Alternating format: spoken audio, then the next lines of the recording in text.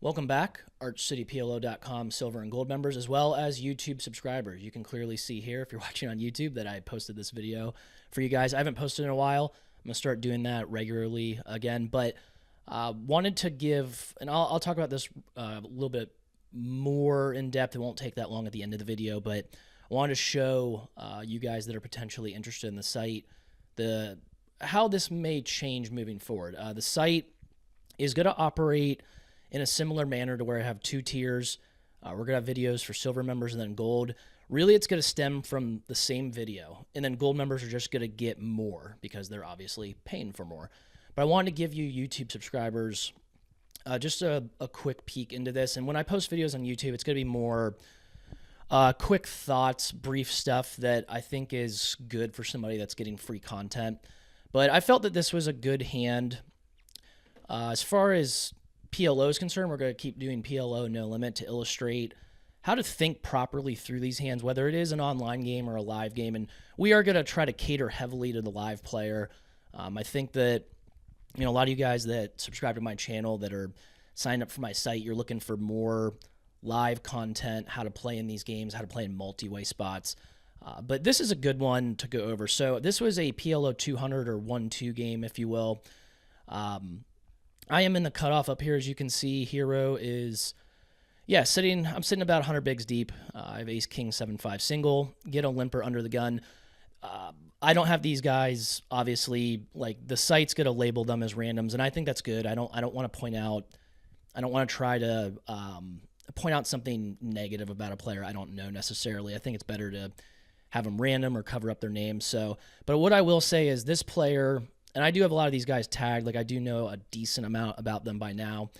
This player I noted as, I would say, pretty fishy. Like, anybody that's open limping in these games is going to be somewhat fishy. That's something you guys want to avoid, is doing a lot of limping, especially when rake is more of a factor. You're just paying into rake. There's really no advantage to doing this. You're playing out of position. So these guys are position insensitive, paying a lot into the rake.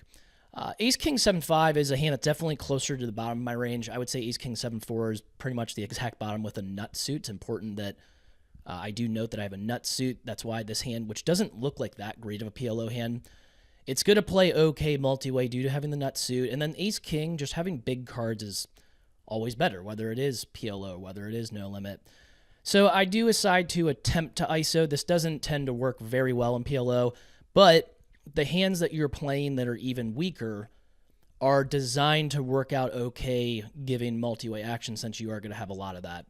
So I do open, and this is a hand that I probably wouldn't continue against 3-bet a whole lot, if not any, if I'm out of position. I think in position is a different story. We aren't doing as much folding in position, but you do have to be careful. You don't want super weak combos that are dominated by what is often a stronger range when these guys are 3-betting. So do get a fold from the button. Now, small blind cold calling range, and I had this player labeled as relatively solid, not elite, but I think more of a thinking player, understands that, or really is position sensitive compared to this player, where I think that he's going to have a much stronger range here. This is going to be like a lot of kings, some of those kings with 3-bet, but a lot of kings and a lot of like Broadway heavy cards. A lot of those rundowns like King, Queen, Jack 9, for example, single suit, something like that. But he does decide to call. Big blind folds. The limpers generally don't limp to fold in PLO. No Limit, you will see some of that still, but PLO, we are definitely seeing more hands. Going to speed this up a little bit. So 8 deuce deuce, and this is where I'll be very candid about this, guys. This is where we're going to differentiate between silver and gold. So for silver, I'm going to run through this hand flop through river pretty quickly, giving brief thoughts on why I'm doing what I'm doing. And I think it's more macro stuff. But for the gold members, for example, there will be a transition in the video, and I'll probably go back and start from here and talk about exactly my 4 cards, my blockers, my unblockers, why I choose the sizing I do, why I think I have a range advantage or I don't have a range advantage, and what my plan is going forward on future streets. Like, the gold members are going to get a lot more of in-depth analysis, as they should. So for silver, I would say here pretty much, and even for you YouTube guys that are getting little bit of a free peek here. 8 deuce deuce is not a board that I obviously smash with my range, but the good thing is nobody really does. Small blind, especially being a more solid player, is not going to be loose enough to really have any deuces in his range. Now, when I say any, yes, guys, it's PLO. Could he have like king, king, 3 deuce that he decided to call with here? Sure. But it's not like he has 7, 5, 4 deuce. That's not really a hand that even the worst types of players will play a lot. Well, shouldn't say that. There are some players that will. The point is there aren't a lot of deuces in anybody's range. And the board is so disconnected, it's so dry, that it's just simply going to favor players' ranges as far as who has more of the overpairs. And, PLO, that is a thing. We do get these dry boards when the nuts aren't going to change on feature streets all that often. As far as how our equity is distributed here, between the 3 of us, the overpairs are going to be in really good shape. So, having said that, I think I definitely have an advantage there. I have the ace-ace that this player would have probably limped 3-bet with, or limp squeezed with, if you want to call that a thing. This player, who's relatively solid in the small blind, would have 3-bet all of his ace-ace here. A lot of his king-king as well. And with my range being one that, yes, there was a limper, so I think I would play hands that are more suited for middle position. Still have a fair amount of kings in my range. I don't think this player has a ton of kings as well. So I really think I'm in really good shape here. I have all the overpairs they would have, if not more. Nobody really has a deuce. 8-8 is not as much of a thing from the small blind. It's still rarer as far as a limp calling range. So I think I'm in really good shape here. Now, as far as my hand, where I'm at within my range, obviously 3 ways I probably don't have as much showdown value with ace-king. Heads up, maybe a little bit more. No backdoor suits going on here, so that is a little bit of a detriment. But because I have such an advantage here, because I do have the king blocker, which, again, gold members, I'm going to go a little bit more deeply into this. We get to the end of the video here. But for silver, I pretty much would just say, like, I think I have a pretty good blocker in the king. I think I just have such an advantage here that I can go ahead and do a little bit more c-betting. I also think that this is a board I don't get check raised that often on, and probably not enough on, to where my betting volume is able to exploitively go up. So I'm able to bet more often because of that. Sizing, I think this is fine. There's not really a ton of incentive to deny equity here. If I pot it with ace-ace here, like, I'm not really getting action from a ton that's worse, and a lot of times I just get the rare bad news that I'm actually quite a bit behind. So this makes my bluffs cheaper. I think it's just also more efficient overall. It makes more sense for my range. So I was expecting maybe a call from the small blind. He can definitely have a lot of king-king, a lot of queen-queen, but I do block the king-king, so that's good. Ace-king-queen is blocked a little bit by my ace-king as well, so I think that's good. Was not expecting multi-way action here, though. So this is where it gets kind of interesting. My plan was to do certainly a little bit of barreling on some of the straight cards. The 7 is interesting as far as I don't think I necessarily have showdown value at this point with this hand. I think it's very arguable that I should just keep betting here. I think it looks really strong. I do think I have some checkbacks here, though, potentially with like some ace-ace, king-king hands. If I am going to take the c-bet check bet line, sometimes there will be some hands thrown in like this. But I do think the 7's pretty, I mean, it's interesting because I don't think a ton of 7-7 is in their ranges. So is the 7 as relevant of a blocker? Maybe not. The 8 would certainly be one of the better cards to have at this point if I continue bluffing. Also, a club. A lot of their back doors are going to come in with the club here. I don't have any. So that's not good. So I figured at this point, if I were heads up, I would have a little bit more leeway to keep firing, especially against the weaker player. But because they both called, I felt in the moment there wasn't quite enough fold equity. This felt like a likely give-up spot where I would check back, fold to a bet potentially from one of these two. If they both check, depending on the river, and if the texture does change or not, then I might have an opportunity to take the pot there. So I did decide maybe a lack of fold equity here. I thought it was close, but I did decide to go ahead and ultimately check back. Three of Hearts on the river does not change the texture at all. If it's really the best card for my range, because these guys aren't going to have like 3/3. I really do think that this is a fair amount of overpairs to the board. Over here, it's debatable. I think this player can have some overpairs as well. He also could have some 8x that he probably should have played a little more aggressively, in my opinion. But they both decide to check, which is good news because I think it does cap them. I think that they would want to bet and get value from maybe some of my hands that I did take the bet check line with, like a lot of potentially like some ace, some king, queen, jack, perhaps. So once it gets checked to me here, this is a mistake that I think a lot of players would make in this spot.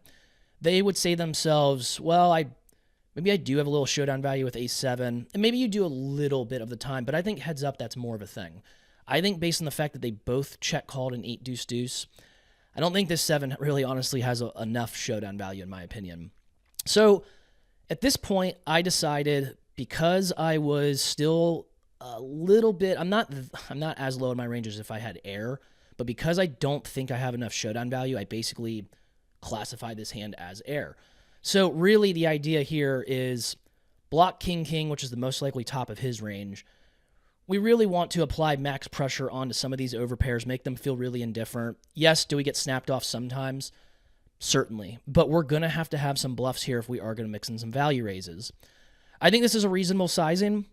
I think we want to apply enough pressure onto the hand class that is the overpairs to make them feel indifferent, but we also don't want to make it to where it doesn't make a lot of sense. Like, I don't think potting it makes a whole lot of sense on the river. I also think a small bet just honestly doesn't make a ton of sense either. It gets called really often here. We don't have a small bet that often in position on the river like this. We do sometimes. Gold members, I'm going to go a little bit more depth into this once I get through this first part here, but for silver, that's pretty much what I would sum it up as, is I think I don't have quite enough showdown value. I think these guys are capped enough. I want to apply pressure. I need to have some bluffs in this spot. I think this is a good one considering I do have the king here. So they both do fold, and it does end up working out. So for gold, what I would do is I would go back and I would replay this hand. And so, I don't have to go through all the macro stuff again, the silver stuff, but for you guys, there would be a little transition, and this is where we would get a little more in depth. So obviously, they both called. Theoretically speaking, I think the c-bet could be a little bit loose here. And the reason for that is if I'm going to bet in a spot like this with no 8 blocker, I think that I need to have some backdoor flush draws a lot of the time, especially if I have any players that are going to play aggressively enough in this spot. Players that would correctly take a lot of their 8x and decide to check raise it. I want to have enough equity, especially multi-way, to be able to keep barreling. When you are deciding to voluntarily put money into the pot in PLO, and this can go for no limit as well, but especially PLO, you need to have the kind of equity that holds up over multiple streets. So if I'm putting money in on the flop, I want to make sure that enough of the time I can continue to put money in. Without a backdoor flush draw, and especially without an 8, that's not going to happen as often. It's also worth noting it's subtle, but 7-5 is a lot worse here than, say, 7-6 or 9-7 to where I have backdoor open-ender as well. So that is important to note. Do I think that this is too loose in the moment to where it's not profitable? Like I said, not necessarily, because I don't think these guys play well enough on these boards. I don't think I get check raised enough. And even on 8-deuce-deuce, I'm not saying they should have a ton of check raises. They both don't really have deuces in their ranges. But if they are going to have any kind of aggressive action that they're going to take, and they're going to have some value hands here, 8x is going to be included in there. But the point is that I think that I'm able to get away with enough here, or a little too much as far as my betting volume, how often I'm betting in this spot, how many combos I'm betting, because I don't think they play quite tough enough or well enough in spots like this. It happens a lot on the paired boards. A lot of the textures that paired, monotone, straight completing textures, like 3 cards that make a straight, I think players struggle with those quite a bit. So this is a little bit loose, I would say, theoretically speaking. I think exploitively it ends up being okay. But having the backdoor flush draws, if I don't have an 8 here, is pretty important in my opinion. Because if they both call here, then this happens a lot where, yeah, like the 7's okay, but I don't have clubs. And like a lot of their hands now at called, like they pick up a lot of club draws. Like there's just not enough fold equity here. Whereas if I had, backdoor spades, backdoor diamonds, backdoor clubs, there's a lot better of an opportunity for me to block continues, pick up equity when barreling, and continue telling my story and really apply the kind of pressure that I want to apply in this spot. Whereas the bet, check, bet line gets looked up a little bit more often. It's tougher to play. Not blocking some of the back doors makes it more likely that you get more action on the flop. There's just a lot of bad things that can happen if I don't have the back doors in this spot. So having said that, as I pointed out for you guys, and then obviously the silver members as well, is I thought that there just wasn't quite enough fold equity here, so it could be a slight mistake on the flop. It's close. But I felt in the moment that I needed a club blocker here, or at least an 8 to keep firing. Like if I have ace, king, 8-5 here, I think it's more of a barrel if I don't have the club. But without the 8, the 7 is just not quite as relevant.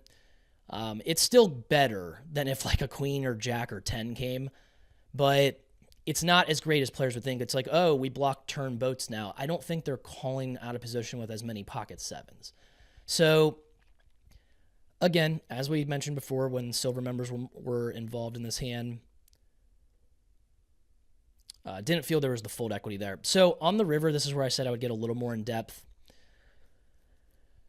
As far as sizing, and I want to talk about this a little bit, and we can talk about that on the flop as well. I actually want to go back and we're going to talk about that if I can get it to the flop real quick, because I think that's important as well. So we'll take a little bit of reverse action here, but I think it's important that we talk about that. I mentioned to the silver members, we want to deny equity, or there's not enough incentive to deny equity to bet large here. I think in these spots, if I'm heads up, I have such an advantage here, especially really against either of them, that I could argue actually going, like a lot of standard sizings here for players are going to be like half pot in a single raise pot. In a 3-bet pot, it'll be usually like third pot. I can make an argument that I actually could go as high as maybe 3/4 here, maybe 80%, 85%. I think that's getting a little high over 3/4, but I just have such an advantage and don't probably get played back often enough that it probably makes sense to actually have a larger sizing. Now, typically, that'll be more of a thing when it's like ace-ace, maybe even king-king, like more of the Broadway cards that I have more of than these guys. But the fact that nobody really has deuces and I have all the overpairs makes me believe that I actually could go larger in the spot. Now, the reason that I do decide smaller, I wanted to go around 40%. Multiway, I think smaller sizings just work better anyways. You get to usually bet more hands. You get to apply more leverage for less risk. I just think it's more efficient to stay a little bit smaller in spots like this. So, I'm not going to nitpick too much. Like if you went third pot here, it's not a big deal. I felt 40% was reasonable. Like I wanted to go a little bit more than third because I just felt on this specific texture, I have a little bit more of an advantage than I would on say 8-8 deuce. So that's why in this spot, my standards have one sizing and I just go about 40%.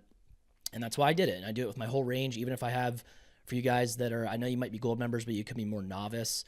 I would do this even with quads or 8-8 if I had 8s full. It doesn't matter. I'm doing this with my range here. And not like every hand in my range, like I said, but the hands that I decide to actually decide to take an aggressive action with. So we talked about the turn. Just felt I had a lack of fold equity and put myself maybe in a not great spot without the backdoor. So could be a slight mistake on the flop. The 3 is nice, though. As I pointed out for you guys, the silver members, it's a card that doesn't change the texture at all. And usually, board changing texture cards, equity shifts are usually better for players in position. But in this case, we didn't really want to see like a queen, jack, or 10, a club. A 3 is great. Like if I did check back some hands, these guys don't bet here. They're relatively capped. I could definitely, and not even can, I definitely would go for value here with aces and kings. Queens are a little bit closer. If I'm going to value bet queens here, I think that's getting close with the small blind, having a lot of king-king. If I have king, queen, queen, then I'm probably going to put in some value bets here and try to get him to call with some of his jacks or his 10s. Maybe he bluff catches with an 8x hand that he decided to not play as aggressively. We're going to have to mix in bluffs in the spot to be playing all-around good poker. You guys know this. We need a little bit of balance. I felt they were pretty capped. Do I get snapped off here by some kings and queens? Certainly, but again, block some kings. Now, why do I choose 2/3? If I'm looking for fold equity, a lot of players would say, why don't you just go pot here? If we think we have effectively the nuts, if we don't think there's enough trips or better here, why don't we go pot? Well, when I go bet, check, bet, that likely caps me to where I don't have the rare trips or better. So I don't think I usually should get a large sizing here. As far as large being generally like anything closer to like 3/4 to pot. 2/3 is a little large. You could argue maybe I even go like, 60% here. Maybe some players would argue 50%. Typically, if I take this line, I think this is a good sizing. I think that I would go for about 60 to 65% here. This could actually be a tad bit large. I think I'd want this closer to maybe 60%. It's nitpicking, like I said. The whole point is I'm not going with a bomb of a sizing like pot. Some players would say this is a bomb in this spot because I do think I cap myself by checking back the river. So I want to mirror what I would do with aces, with kings, maybe, like I said, with king, queen, queen, but mainly aces or kings, and I think this sizing does that. So we're applying really max pressure to especially this player. I don't think I'm worried about this player all that often. And the nice thing about this also is this player still has to technically worry about the third player in the hand as well. So this does end up working out, as you guys already know, but I did want to get more in depth for the gold members. So for you YouTube subscribers, like I said, you're not going to be getting this kind of analysis moving forward, but you will get quick little thoughts. Maybe I give a little quick peek into a video every now and then. Silver members, you're going to get that first half of the video where we kind of go through this more generally speaking, more on the macro level, just quickly like why I chose the sizing, if I think I have like quick range advantage or whatever, if I feel like I'm, where I'm at in my range. But for gold, we're going to dig even deeper into the sizings, dig deeper into specific cards, maybe other hands in my range that I would play very similarly. That's where the advantage is with signing up for a gold membership opposed to silver. So I hope you guys enjoyed the video. I do apologize for the absence, just had a lot going on. But getting back into the swing of things here, you can see that trying to make things a little bit more professional with some upgrades with obviously the green screen. Don't have proper lighting up yet, but I'm working on that. And there are going to be a lot of great changes moving forward as far as the site, as I alluded to at the beginning in the video for you guys that are interested.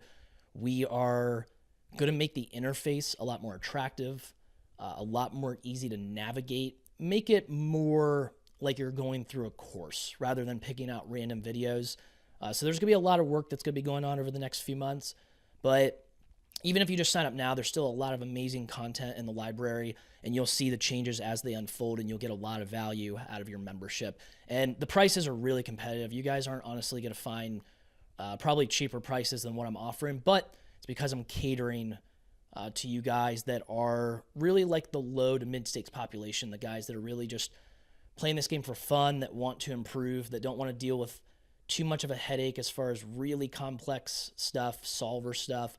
Gold members, I'm going to give you a little bit of that, especially if I dig into any no limit videos. But otherwise, we're going to try to keep it simple and make these games, that are very complex, definitely a little bit more simplified. Make it easier to play, where you guys are having more fun and you're going to win more often. So I think that's actually it. So yeah, I'll catch you guys in the next video. Thanks for watching.